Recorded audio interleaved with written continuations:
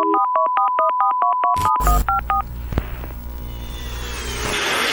you, big dog. I seen you talking about January 9th, dude. That's what I'm excited about. Tryouts, baby.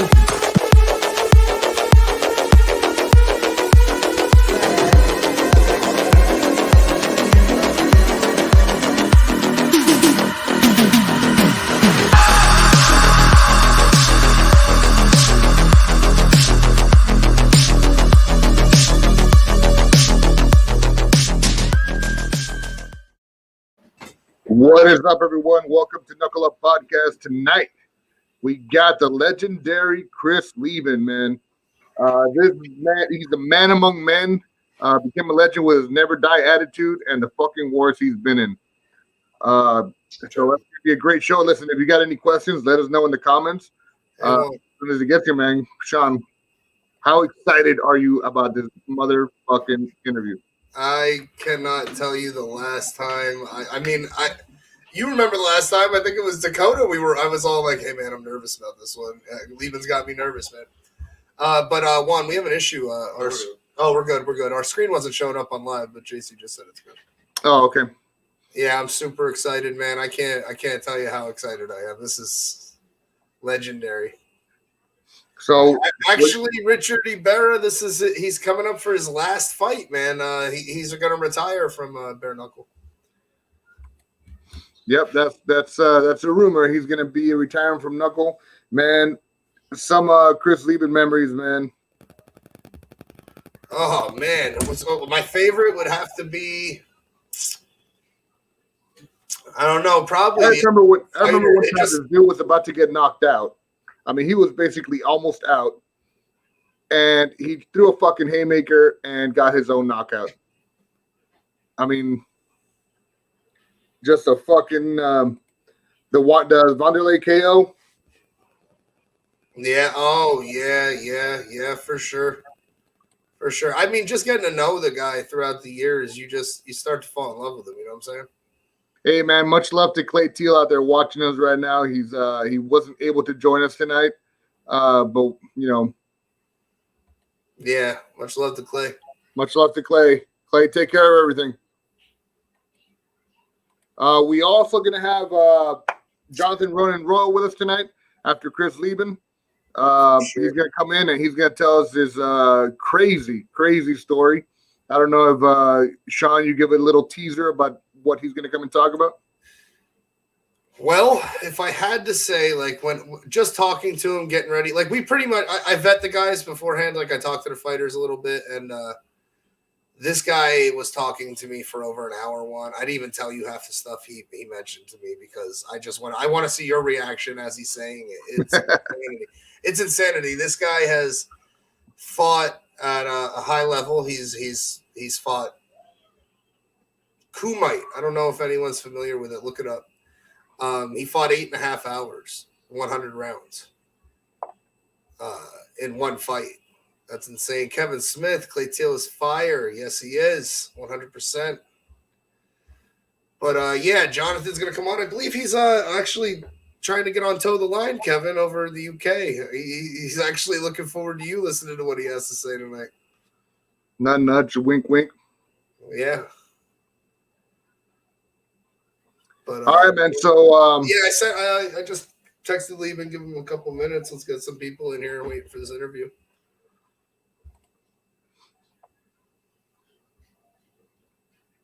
All right, man. So let's talk about the fights coming up. So let's talk about Chris Leben and Quentin Henry. So, you know, I know Chris Leben's probably not going to want to hear what a lot of people have to say, but I have a different take than most people have on as far as what they think is going to happen. All right, a lot of people expect Quentin Henry to come in there.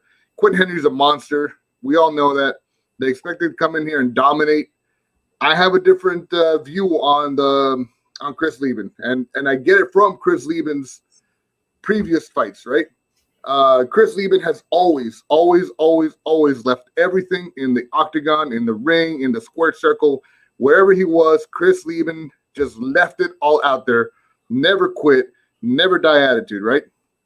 So I have this feeling that Chris Leben is coming in here, and as much as he's given us before, he's going to give us that much more because this is his final fight. This is his retirement fight. So I think he's going to come in there and pose a problem for Quentin Henry, knowing that he wants to go out on top.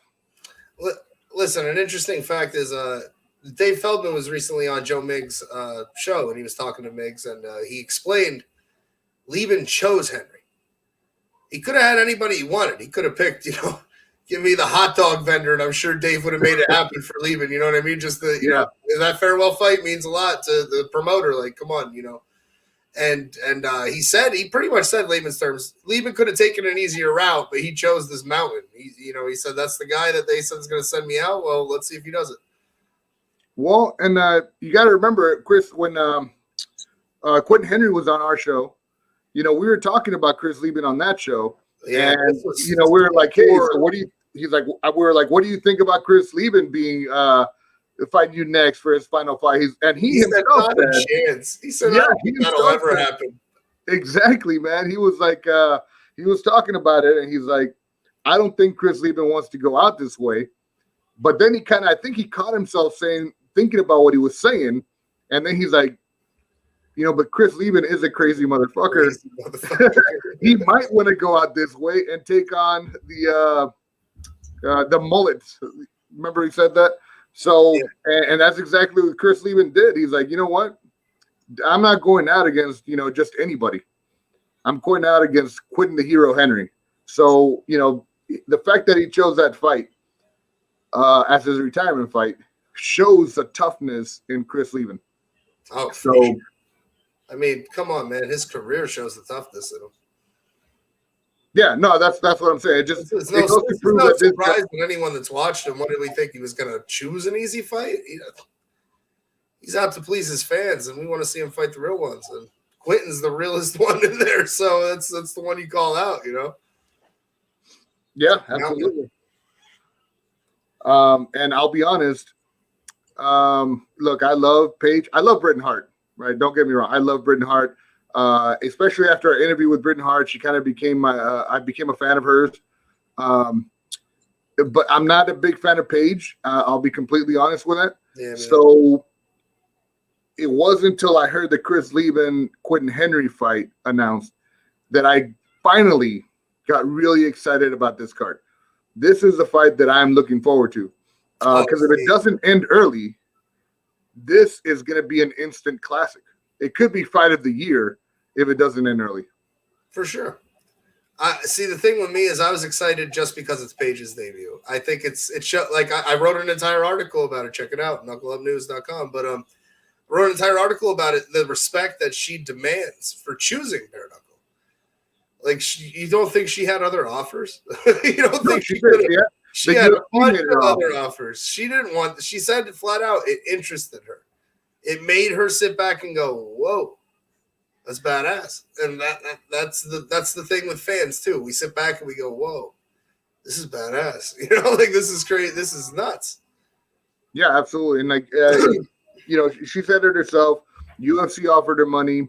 Other promotions offered her money, and she chose BKFC. So, props to her. I'm just not the biggest fan of Paige Van Zandt. I'll be honest. But Chris Leben and Quentin Henry made Let's get into that a little bit. Let's get into that while we're waiting for Chris. What makes you not a fan of Paige Van Zandt? I think Paige Van Zandt is overrated, man. I think people expect a lot out of her, and I don't think they're gonna get it. Oh yeah, here. Oh man, see now that look at it. See. Okay, I'm not saying I'm not excited, Kevin Smith, about these other fights. I'm just saying that when I heard the Chris Leben Henry fight, look, I'll show you why.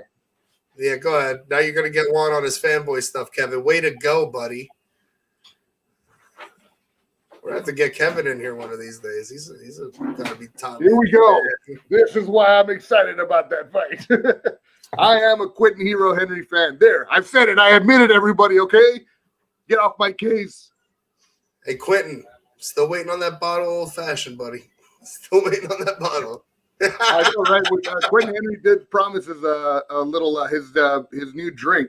It's an old fashioned mix that he's gonna mix up with some. You can mix up with some bourbon. And I already got my special bottle of bourbon to mix it with, so we're just waiting on the product to get here. For sure. Yeah, but I mean, Lorenzo Hunt, though. Let's talk about that. Listen, man, I follow that guy on Insta, and dude, he is old school bare knuckle training, like insane, man. I mean, you see him every day almost. I can't think of it. Does he believe in a rest day, Kevin? Tell us. Does he have a rest day? What? None of these fighters have a rest day, man. That's what always impresses me, and that's what I always tell them. People think that these guys can just fight and they go out there and fight, right? The casual fans that people have never seen this before. These guys put in the fucking hours after work, just hours upon hours to perfect their craft, to stay fit, to stay in shape, and to go out there and put on the show, man. So much props to fighters. They impress me, they motivate me, although I'm still fat, but I'll get there eventually. The more I talk to these guys, the more I want to get in shape. So yeah, man, Jake Bostwick, man, that was the one that did it for me. Whew. Yeah, Jake Bostwick. Feel out of shape, talk to Jake for an hour, bud. Wow. Jake Bostwick was good about it, but then he gave us his secret or his cheat burger, and that kind of ruined the whole thing for me. Listen, did you see Ryan? Did you see Kid Gotti's coach posting the burger last night and saying, "Jake, thank you for the recipe. This will forever be known as the Bostwick burger." Dude, that freaking burger is freaking amazing, man. What was it? It was you had the burger. Yeah, you listen, man, Kevin, what's going on with that? Travis Thompson, Team Thurman, Dave Morgan, man, he's getting a little wild coming up to the fight. See, we talked to him. He was a little humble at first, and now he's telling the world he knows some secret technique that's gonna knock Travis out. I mean, he didn't say knock him out. What did he say? Have him rethinking his knowing bare knuckle. And I should say this Dave's debut. From what he told us, he has fought bare knuckle before. So yeah, I mean, look, I really like Dave Morgan, man, but I just don't. Britain training with Victor Ortiz. Wow, that's a big one right there. Just tell her not to be looking at the ref at all. Oh, don't be staring at the ref. Don't look at the ref. You're gonna get caught. Victor's amazing though. That's world class right there. So if you haven't heard, man, Britain's gonna put a beating on. I'm telling you guys, it's gonna be bad. I hope so. I like I said, I'm a big Britain fan now. But if you haven't heard Bostwick's burger, man, Bostwick burger is you have your meat, you have bacon in there, then you slop on, or what do you say? You bang. That's what the word you bang some peanut butter in there, mate, and you bang some jelly in there, and then you freaking put a hash brown if you want to, and then thank them with tomorrow. Don't forget the crushed onions. Crushed onions.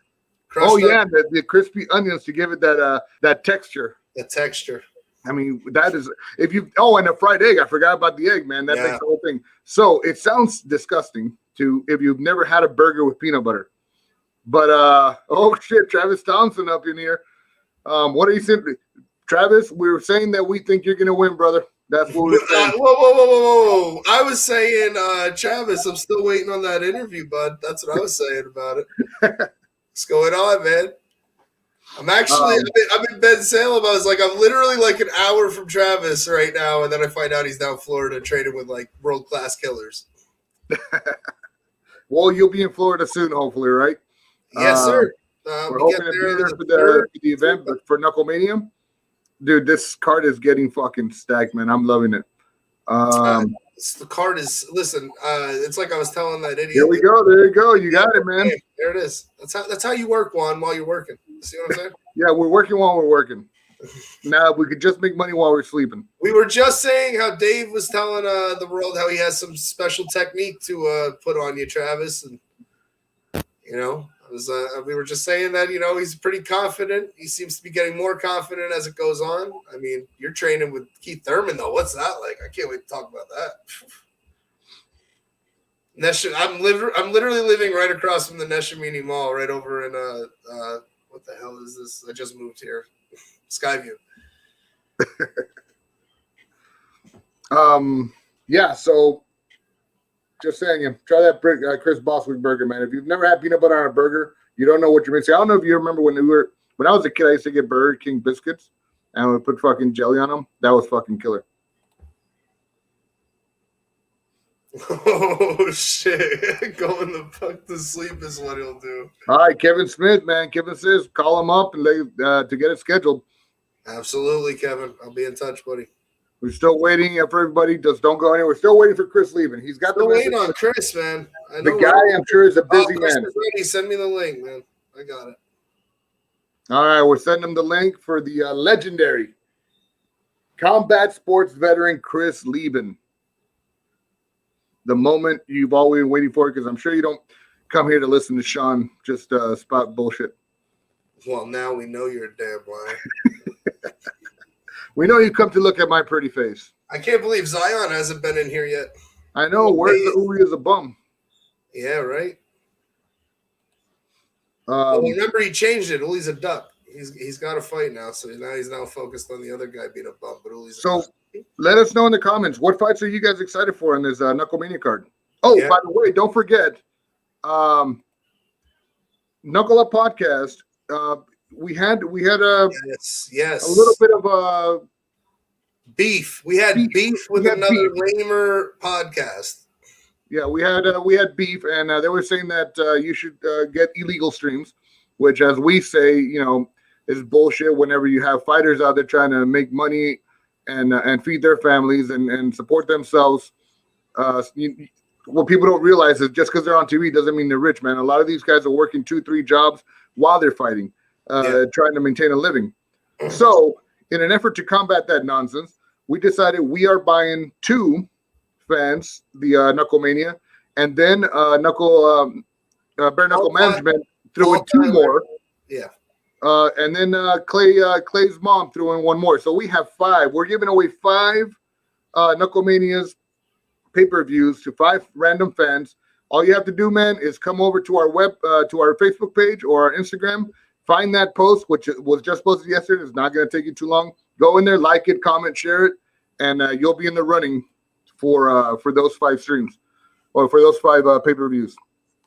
And once again, I can't stress this enough, guys, man. Like, I know it seems like you're not doing much, but like, you're not talking about like a large, huge organization. You're talking about bare knuckle, man. These guys literally are working their asses off for these shows. Right. Dave's putting on a hell of a show. Chris is in. There we go. There is the man of the hour, the guy that we've been waiting for. How's it going, brother? Good. How you doing? Oh, fantastic, man. Happy to have you on here. Thanks for having me. Oh, man. Much anticipated to get you on here, man. All right. Listen, we'll start it off, man. We talked to Quentin already.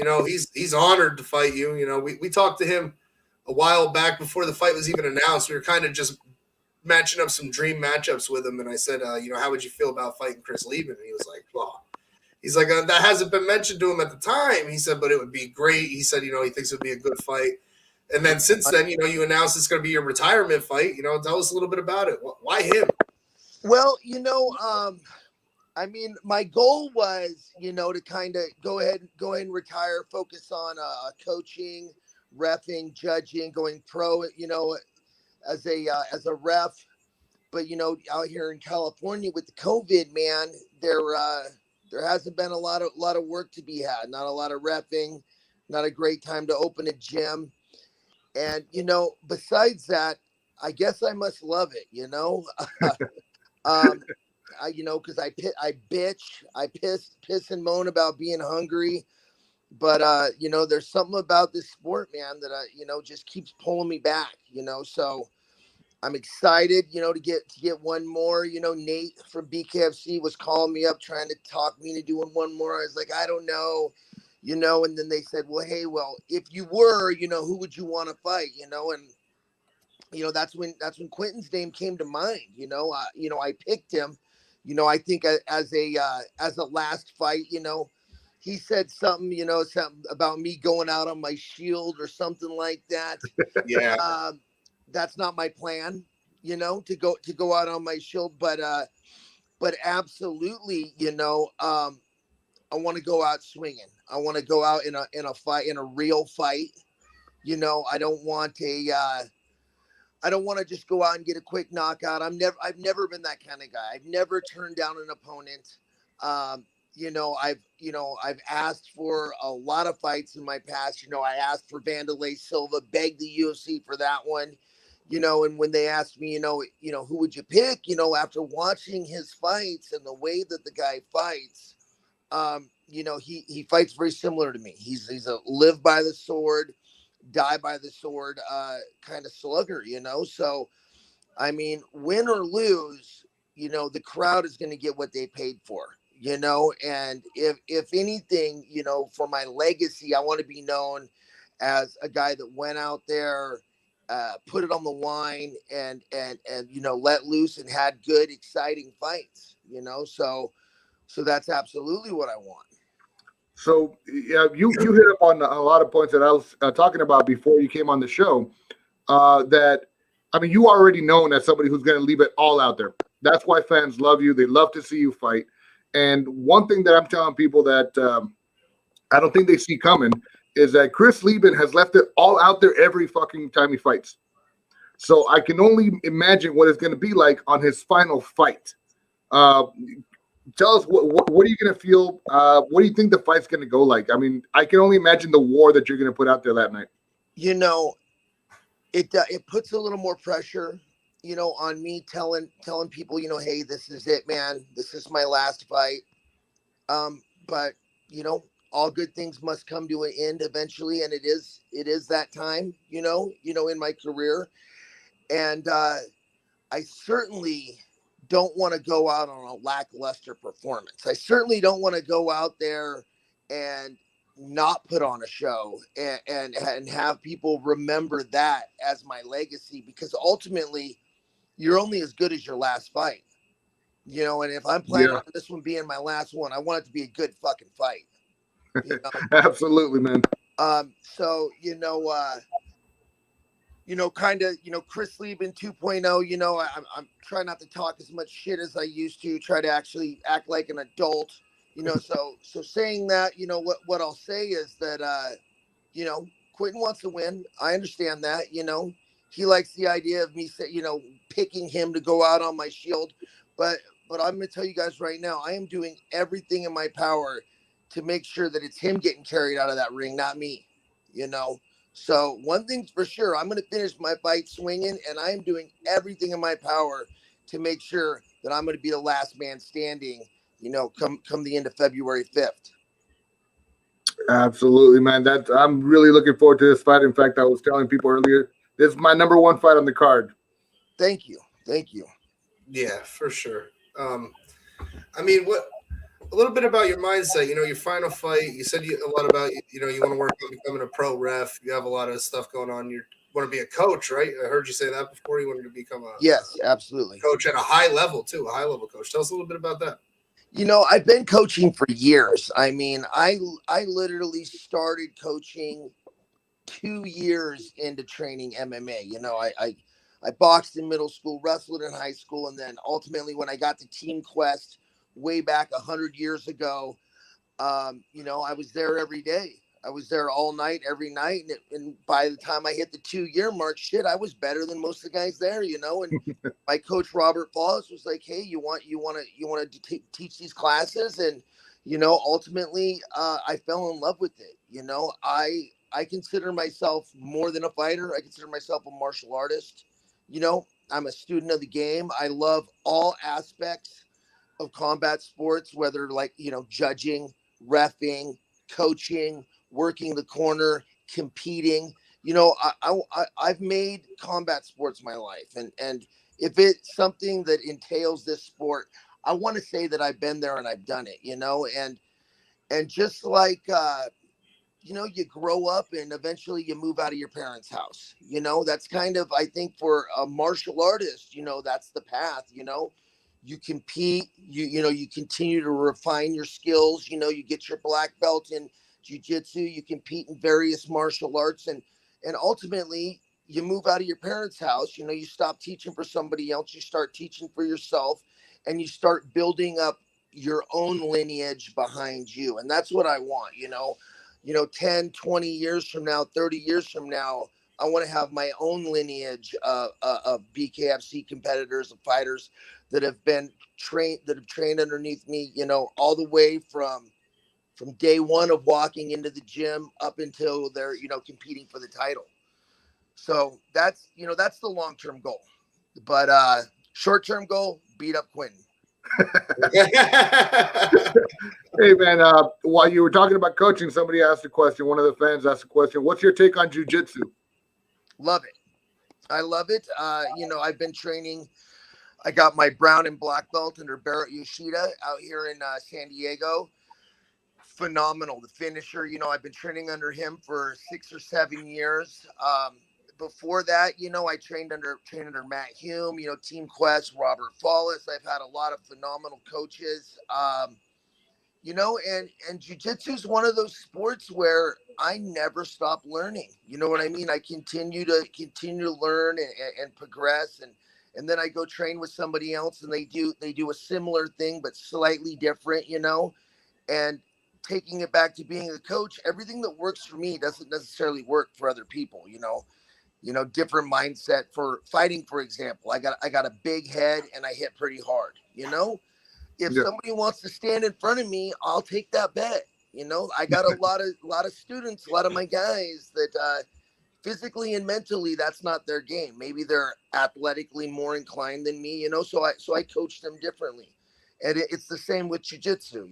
You've got to find the moves that work right for specific body types and personalities, and I love that. I love that about the sport. Hey man, like we've talked, I mean, we said it several times. I'm sure you're tired, but you just always coming forward, always coming forward.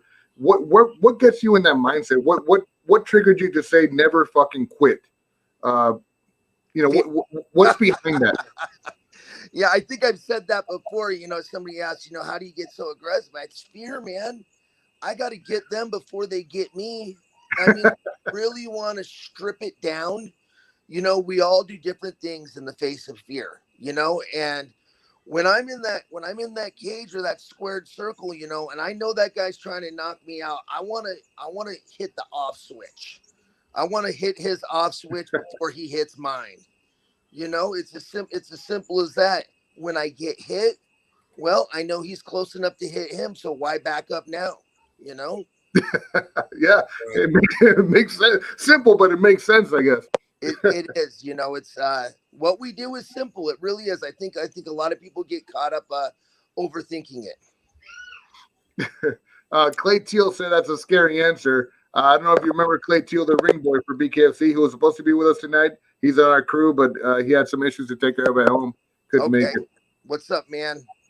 I was gonna say, after your final fight, do you plan on being involved with bare knuckle still? Do you plan on? I hope so.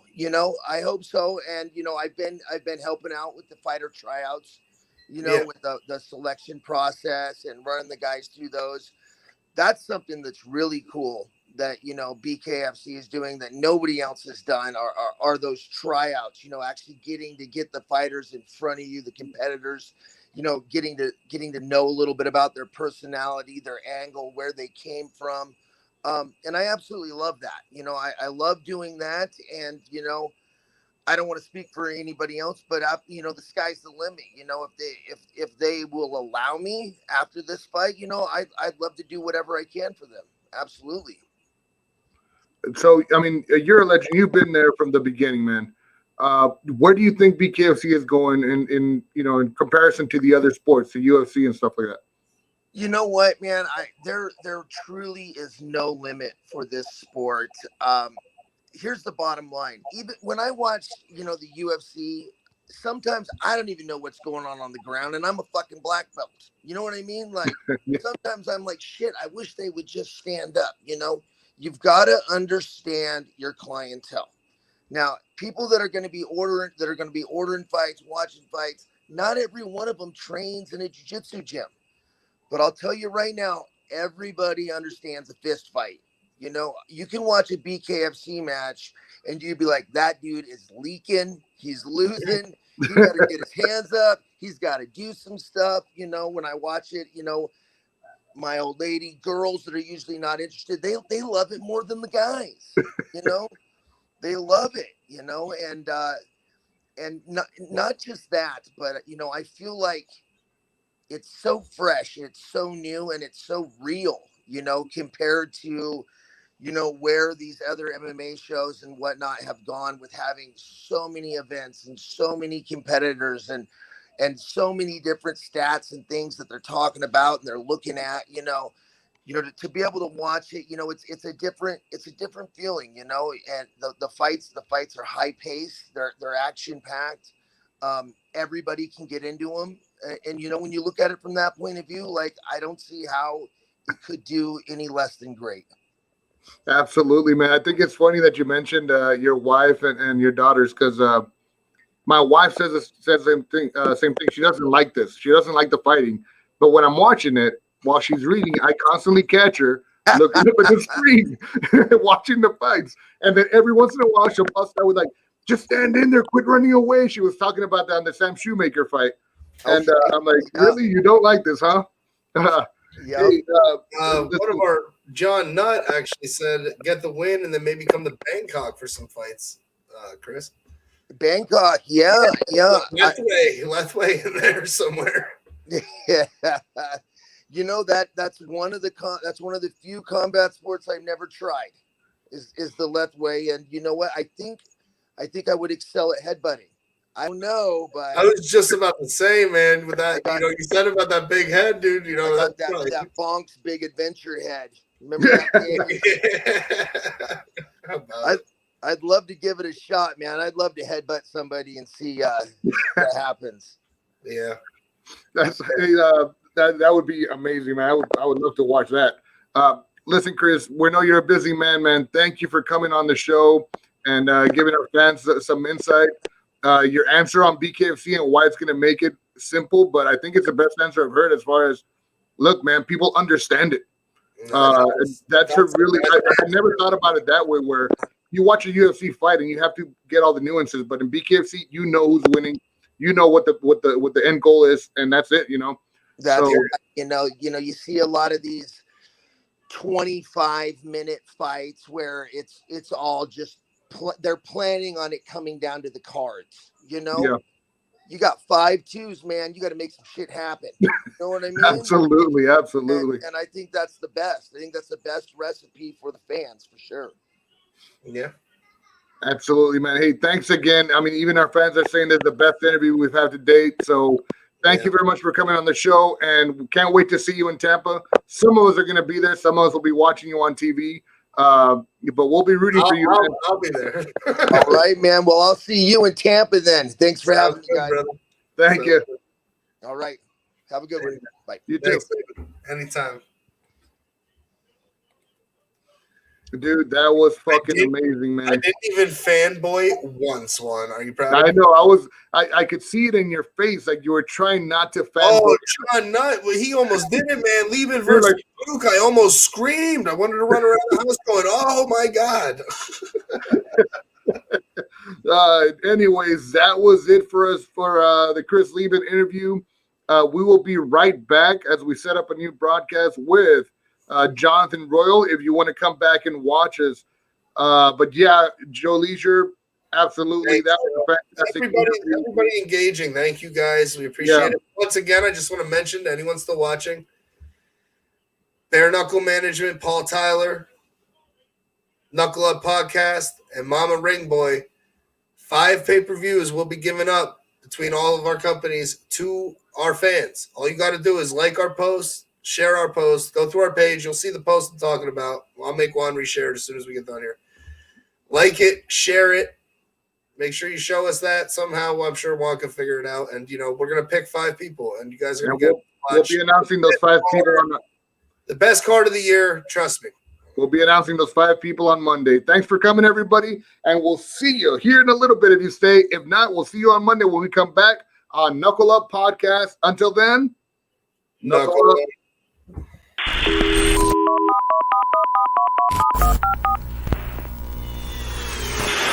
See you, big dog. I seen you talking about January 9th, dude. That's what I'm excited about. Tryouts, baby.